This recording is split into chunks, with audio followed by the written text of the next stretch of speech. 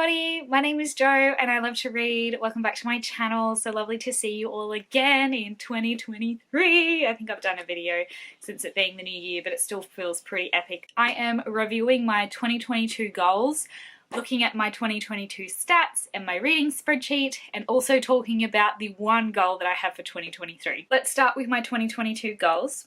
The first goal that I had was that I was having no number goal in relation to how much I wanted to read this year.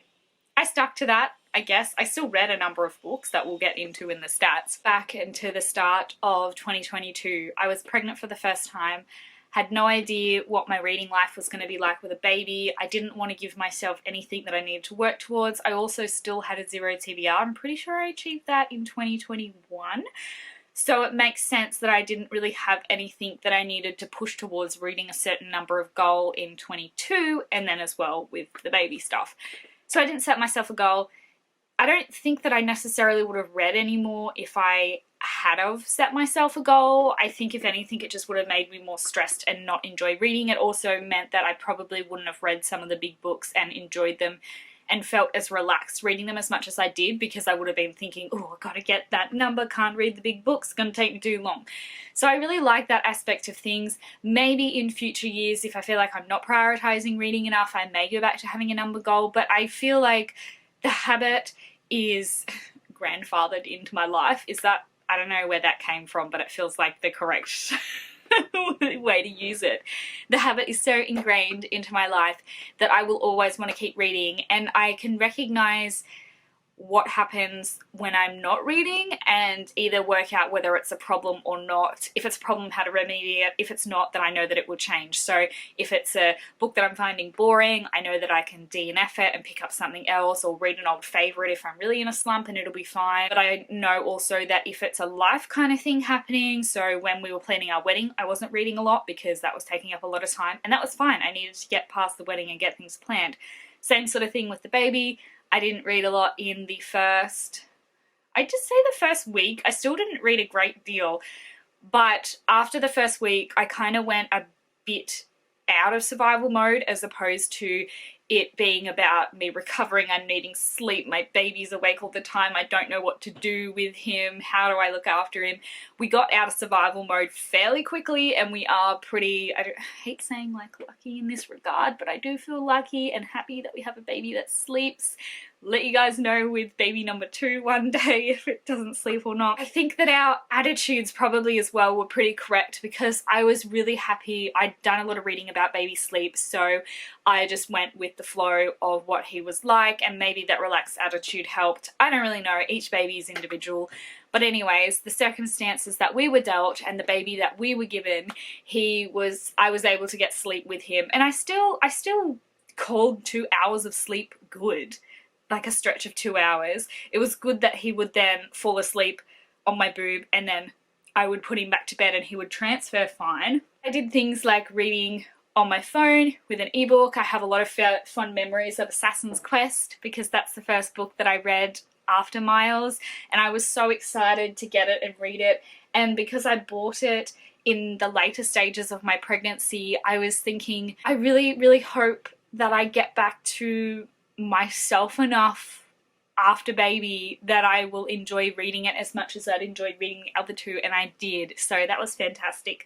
This kind of also filters a bit into my second goal, which was I wanted to find a consistency to my reading in my new normal, because a lot of my reading, I thought, was tied to my work routine. So my getting ready in the morning routine, where I would have a cup of coffee before I did anything else in the day. So I would get up early to do this, and most of the time, because I did stay up a little bit late and I worked a full-time job and all day and that kind of thing, I would only end up reading, and bloody phones and Facebooks and shit, but social media that kidnaps us, I would end up reading only for about 10 minutes, but still that was consistent every morning. And it's amazing what 10 minutes can do, because if it's a slow book, it helps propel you through it if you're not DNFing it. And if it's a really good book, it's that 10 minutes that gets you into the story, and then I'll either get up early to read more, or I would then pick it up straight away when I got home. So I was just a bit nervous that I didn't know what reading consistency I would find in my life. Now, I don't have I don't know, like the goal isn't necessarily complete because I don't have a routine where I necessarily, Miles wakes up at 8 and so then I get up at 7 and read for an hour or whatever. We don't have that kind of routine yet because we didn't want to set him a concrete bedtime. I sort of, the what's working with us, and I'm really, really sorry for all you people that don't care about the parenting content, but because this is my first kid and because he's so young, a lot of my hobbies are revolving around him. So, you know, that's just what it's like, and if you want to peace out, then that's fine. But you know, it's good, and I'm actually having a good time talking about this. Hi. I need you for a second, please. Okay, just I've lost my train of thought because Daniel asked me to come help him assist with cutting stuff. I didn't cut stuff, I've got sawdust in my hair, oh my gosh. I didn't cut stuff, but I just held it for him because he was doing like weird angles. That was just easy if I could hold it. Anyways, that's fine. I did have something in my head though that I really wish I could tell you guys how I felt, because this is supposed to be a whole year's reflection, and I really wish that I remembered in more detail how I felt before baby. This year has almost been split down the middle because I had his birthday is the 24th of May. So I had him at the end of May, nearly literally half. But I think I was just a ball of uncertainty, trying to get the nursery ready for him, renovations happening. I can't necessarily think how things were at the start of the year. I mainly just remember how my reading was like after the baby. And surprisingly, it has been really good. Moving on to my third goal, which is I wanted to read to my bump and then to the baby. I didn't end up reading to the bump that much. I did try, but I didn't know how exhausting it was to read out loud, especially a novel. So I did this a couple of times later in my pregnancy, and then I just stopped doing it because I don't know, I would have talked enough around the bump for it to have heard me, and I just didn't feel the need to do it. It was making a fun hobby seem a little bit annoying, so I stopped doing that.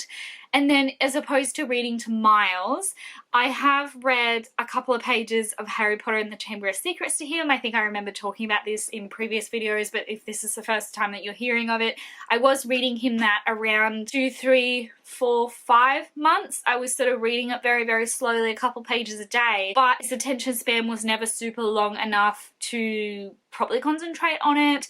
And I know that he's a baby, so it's not like he's picking up on the literacy of it. That's not the reason I started reading a novel to him, is because I'd read this, there was a Reddit post that I'd read when I was like, oh my god, how do I entertain this child? And this person was like, yeah, I struggled with that too, so I read the complete works of Harry Potter to my baby, and now I'm moving on to The Hobbit and Lord of the Rings. I don't know whether Miles needs to get a bit older. I can't remember at what age this baby was, but his attention span is just not there. Maybe it's just his personality as well. And at the moment, even when I try and read his books to him, he wants to eat them because he's teething. So he's not interested in sitting there listening to me read a book. He'll sit there and engage with me when I'm talking to him, and he's gooing and garring a lot more or babbling a lot more to us. He's engaged in that perspective, but he wants to look at your face and see your expression and have you look at him and react in that way. He doesn't want you to be looking at a book and you're just taking it in. If you're reading a book to him, he's like, oh, what's this toy? I want to put it in my mouth. So reading for a 7-month-old is not really working at this stage. So it's interesting, this perception that I had, and it'll still be just a life developmental goal for Miles to be reading. But I kind of, I guess, had this romanticized image in my head that reading was going to give him the best start to life, and I was hopefully going to set him up to maybe enjoy reading, or at least give him the skills. Yes, I will, but before he's 1 year old is not the time to be doing it. So I just didn't even think about that, because he is so much monkey see, monkey want at the moment. He sees you playing with something and he wants to play with it too, but then he wants to put it in his mouth and discover what it is that way. He don't care about reading books. And then the fourth goal I had was read one book with a disabled main character. I did buy The War That Saved My Life, which you guys can't see. To purposely get this goal done, I bought The War That Saved My Life. I haven't read this one yet. I was a little bit disappointed in myself that I didn't prioritize it enough to have read it, because I bought it specifically for this challenge, but I did still read books that had disabled main character or one of the main characters. So I'll open up my reading spreadsheet. A Storm of Swords, Blood and Gold, Part 1 and 2. They have, one of the main characters has a paralysed leg, and one of them has dwarfism. In Monstrous Volume 1 Awakening, the main character has an amputated arm. So even though I didn't necessarily set out to pick these books to fill that prompt, I still did complete it. So now, before I get into my stats, because we're talking about goals now, I'm just going to talk about the one goal that I have for myself in 2023. So same thing, no reading number goals. I don't want to reach a certain particular number. I just want to enjoy reading. My reading's consistent. There's nothing I necessarily want to change with my reading. At this point, I'm not having any extra goals except for one, which is read a book with a main character that has a mental illness. Now, I think I know probably the book that I'm going to pick for this goal because it's been on my TBR for a while. I haven't actually specifically looked for any other books with this. It is a non-fiction. It doesn't bother me. I'm actually enjoying the idea of non-fiction a lot more now. Now that I kind of have an idea of what books I want to pick, there's something scholarly in my brain that wants me to pick a lot of facts. They're all facts, but that wants me to pick more textbooky learny kinds of things, where sticking with memoirs and people's experiences will be better to begin with, I think. The book I want to read is Haldol and Hyacis, A Bipolar Life. I think I pronounced something wrong in there, but it's by Melody Mosey. Candor and Humor, a manic-depressive Iranian-American Muslim woman chronicles her experiences with both clinical and cultural bipolarity.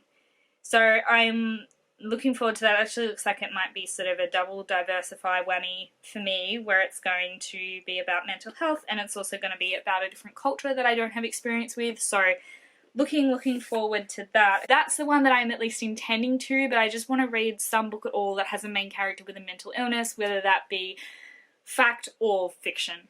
So we'll go with that. Now, let's get into my statistics. I'll go to the StoryGraph and just read through all of those. I'll put some screenshots up so that it's interesting for you guys as well.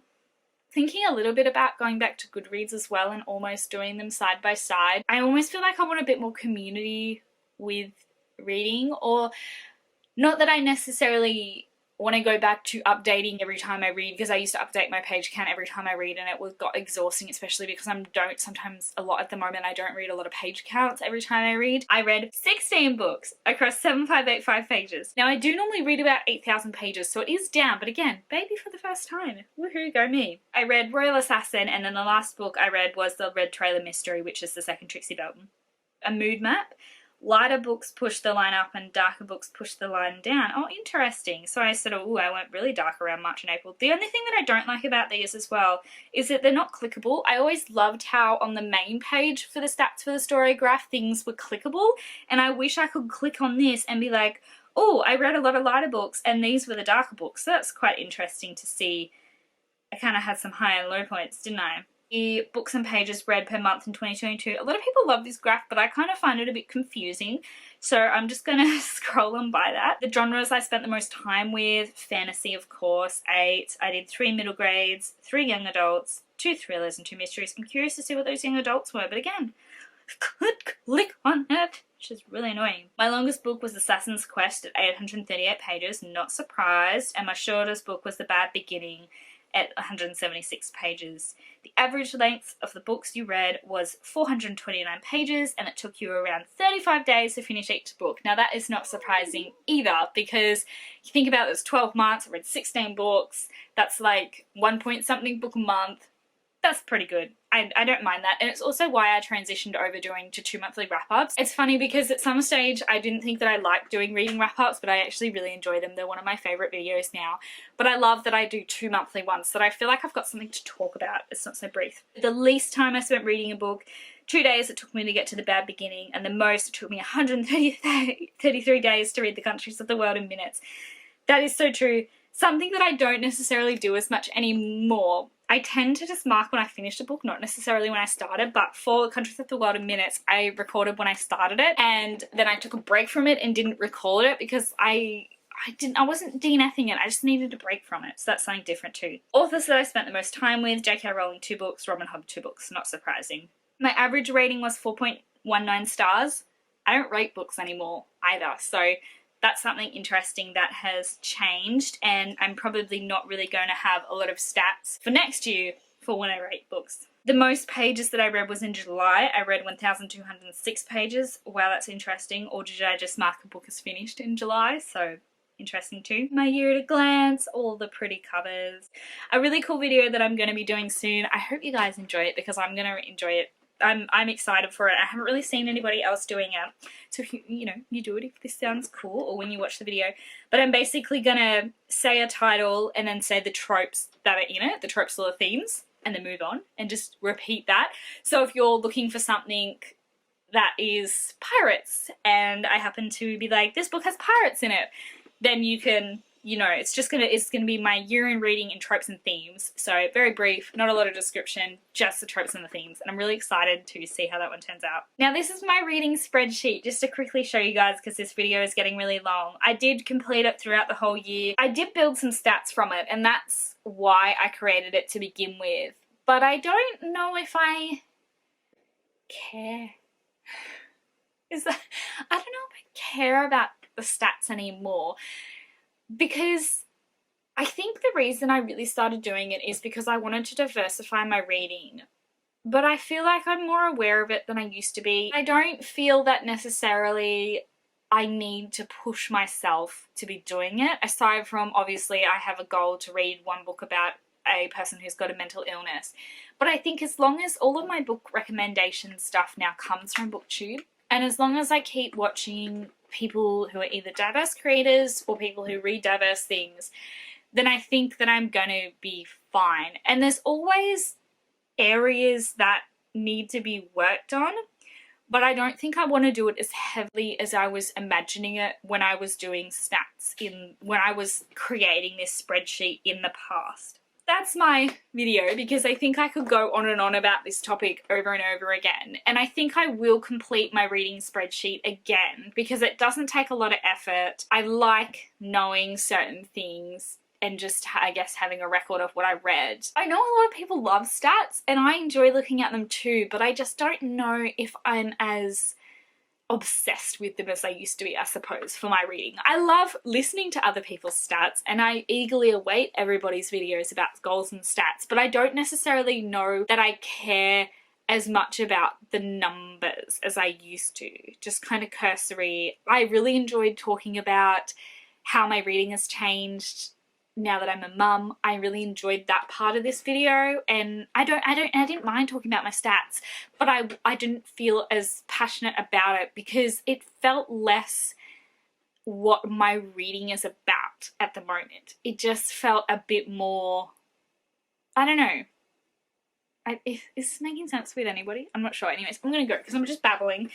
I'll probably do a whole video talking about stats, but I'm gonna go now. So thank you guys so much for supporting my channel in this last year. I can't wait to see all of you guys' videos too, and to watch all your statistic videos and all of your goals videos. So even though I'm all like high and mighty saying all this stuff about me, just know that it's just about me personally. I really enjoy watching other people do that kind of content too. So thank you guys so much for supporting me again. Don't forget to like, comment and subscribe, and I'll see you guys in another video. Bye!